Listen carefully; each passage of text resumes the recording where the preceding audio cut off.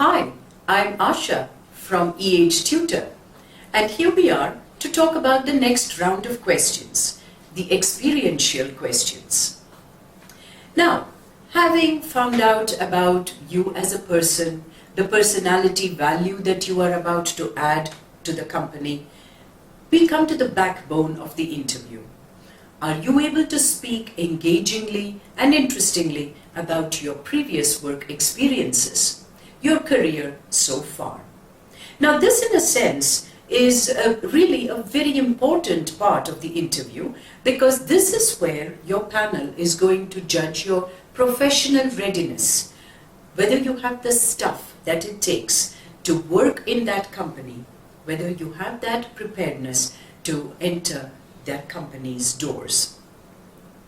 Now, if this is your first job interview, obviously the questions are going to be sort of hypothetical in nature as to what if these situations were to occur, to make some projections as you start your career.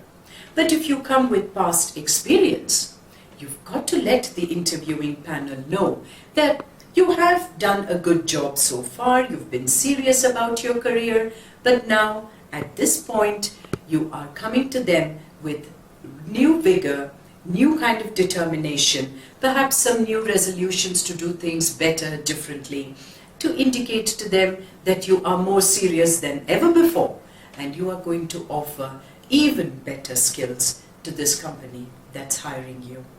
So the experiential questions coming your way.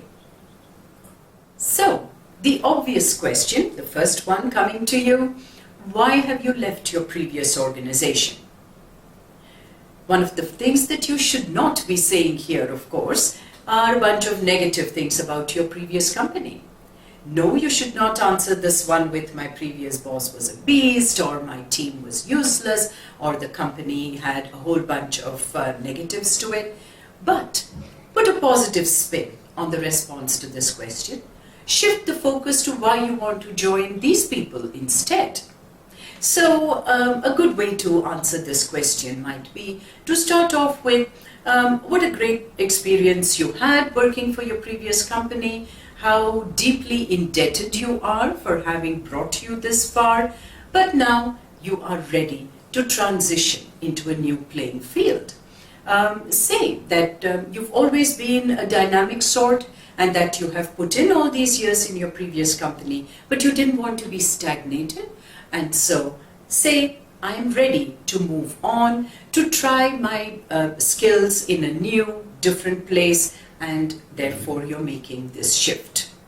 Say that you are making this change not just for the sake of changing a job, but that you want to widen your scope. Not because you want a higher salary, but you want to grow in your responsibilities, not just your personal growth, but also your professional growth. Say that you are not changing the company because you want to do something great or something different, but just that you want to contribute your skills, your newly upgraded skills in a different company, and that's why you're deciding to make this shift. Sometimes you're faced with this question: what did you like best about your previous company? What did you like least? Now this, friends, is a very tricky question. What if what you liked least about your previous company is actually the practice here as well, or a part of this work culture too? Or what if you liked a lot about your previous company is an absolute no-no here for whatever reason? So you don't want to put yourself in a situation where what you're saying leads the interview panel to believe that you might actually be unhappy, or that you might find the job situation here a little unsatisfactory by your standards. So it would be a good idea to be smart the way you present this answer and talk about it like they are your strengths and how they fit into that particular position that you were working in. And you certainly should not be slamming your previous company with a bunch of negatives. Maybe bring out one negative feature if you have to in your previous workplace. So a good way to answer this might be, The great thing about my previous company was the work culture, where I found that I fit in perfectly well. You could say that it was a very organized workplace. Things went like clockwork with a great deal of precision, and that you had a great team. And you being a team player, you being highly adaptable, you seemed to fit into that team right in, and worked together well to finish projects on time. And also under the leadership of a great team manager perhaps, who was relaxed, friendly, but also a tough guy who got the best out of you. Now, if you say that if I have to think of a negative feature, I'd probably say they could improve their cafeteria food. So maybe bring in some humor by talking about the negatives of your previous company in a very light and casual manner. So this way, what you are indicating to your interview panel is that you don't make a very big deal about what's great and what's not, but that you're able to transfer your skills, fit right into any kind of situation, and make a niche for yourself to work to the best of your ability. And that's what they want to hear from this question.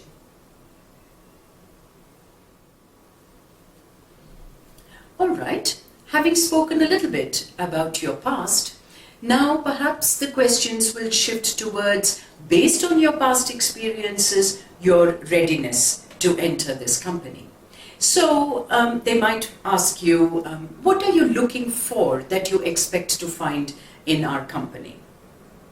Now, are you for a minute thinking that your interview panel wants to carefully consider your list of expectations? Not really. That's not what they want to know, and that's not what they are aiming for. They are not aiming to be the kind of company that you want to enter. They just want to know what kind of expectations you as a thorough professional might have before you enter there or any company. So I suppose you could make this a very crisp and concise answer, saying that you're looking for a very supportive environment, a great team of dedicated professionals, and of course good management at the helm of it all, a place where you're going to enjoy your work and flourish professionally. I mean, really, what more does anyone look for in a good work environment? And any company worth its salt is going to be that kind of a place that you're willing and looking forward to work for. All right, we may be the company that you're looking for, but why us? There might be others out there. This is a very common question. Don't give them stock responses like great company, higher pay, fantastic work culture. You're not so sure of all that yet at this point in your interview. So it would be nice for you to just play it safe, of course, bring out the positives of the company and share it in a very light conversational manner, making it seem like this is the place that you want to work for, but not be totally overwhelmed or overwhelm them with your response. So if you're at the start of your career, you could say that I believe yours is a company that has such fantastic corporate credentials. I don't need to go into that, everyone knows it. So I have always dreamt of making a head start with a company such as yours. And this is my opportunity. I'm delighted to have come this far in the selection process and look forward to taking it ahead. If you're coming with previous experience, touch on that and say that you have learned, grown in the process of your professional experience so far, and now you are going to contribute those skills, assume more responsibilities, and work to the best of your ability in a different place. And this is the company that you are going to take your professional leap with. Good, good. Now, how long does it take for you to make a meaningful contribution to a firm? Or how many hours do you usually work each day? Now, these are some time-based questions that often come up at interviews as the interview panel decides more and more towards taking you into the position. Now, There's no need to be overexcited about such a question and promise something like, oh, I'd be willing to work night and day. You certainly should not overcommit yourself and answer as if to say, I'd be happy to work 24/7, 365 days, because that can be a little counterproductive. It can work against you. It might project you as perhaps an inefficient worker or someone who has abysmal time management skills. So measure your response to this one. You might want to say that, being experienced and having the ability to transfer skills quite instantly, you are someone who is going to take as long as it does to finish a project. Of course, your goal is to beat deadlines, but you certainly will meet deadlines. You do not procrastinate. You're a fast learner. You're highly adaptable, and you're going to start making meaningful contributions to the company and in a very short while. You have also developed some very effective time management skills along the way, which you always put to good use. So with an answer like this, you've actually won a very positive stroke in your favor.